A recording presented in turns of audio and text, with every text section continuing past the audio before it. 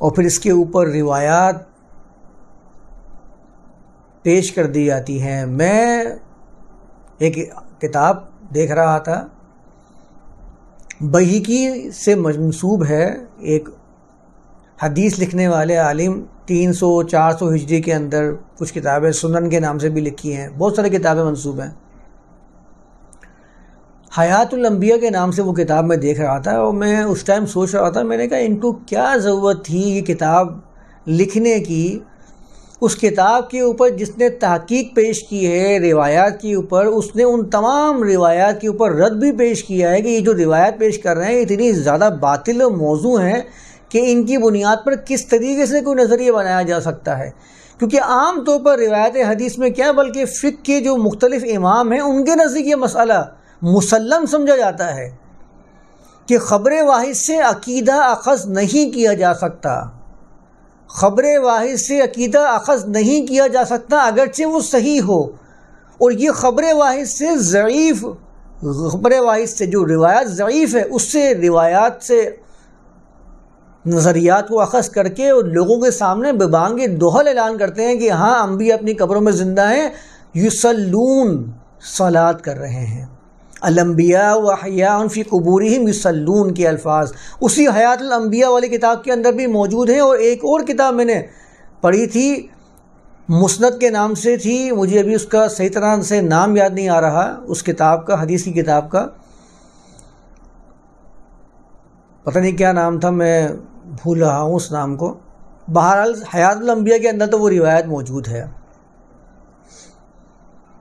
اگر وہ ان روایت کو نہیں لکھتے تو کون سا علم کا خزانہ ختم ہو جانا تھا۔ لوگ اس بات کو سنتے اور وہ نسین منسیہ ہو کر، بھولی بسری ہو کر لوگوں کے پاس سے ختم بھی ہو جاتی، لیکن انہوں نے کیا کیا کہ اس کو لکھ کر محفوظ کر دیا، تو لوگوں کے پاس لکھت میں جب چیز موجود تھی اور اس کے اوپر زمانے گزرتے چلے گئے تو وہ مقدس ہوتے ہوتے دین بن گئی، لوگوں کے اندر مذہب کے طور پر رائج کر دی گئی۔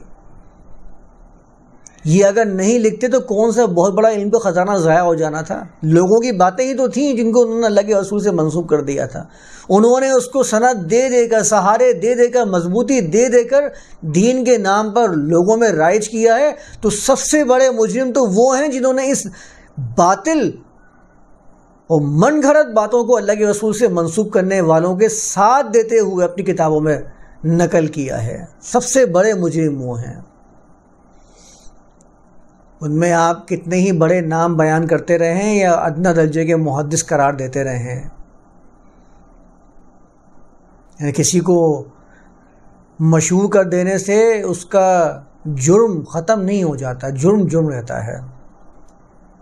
نہیں کرتے، نہیں لکھتے، کس نے کہا تھا؟ کسی نے کہ سر پہ کھڑو گے زبردستی کہا تھا کہ تم لکھو ان چیزوں کو اور لوگوں میں آگے پھیلاؤ تاکہ لوگ اس کے مطابق نظریات بنانا شروع کریں، ایسے نظریات جس کا قرآن کے اندر ذکر اور شائبہ تک موجود نہیں ہے، لوگوں میں اس کو رائج کر دیا۔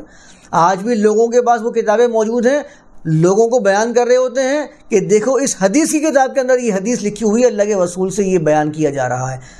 لوگوں کی آنکھیں جھک جاتی ہیں، اللہ کے رسول کا نام آتا ہے، کہتے ہیں ٹھیک ہے اللہ کے رسول نے فرمایا ہے تو حدیث ہوگی، اور ماننا شروع کر دیتے ہیں کہ الانبیاء واحیاء فی قبورہم یصلون۔ اب لوگوں کے ذہن میں نظریات پیدا کر دیے ہیں۔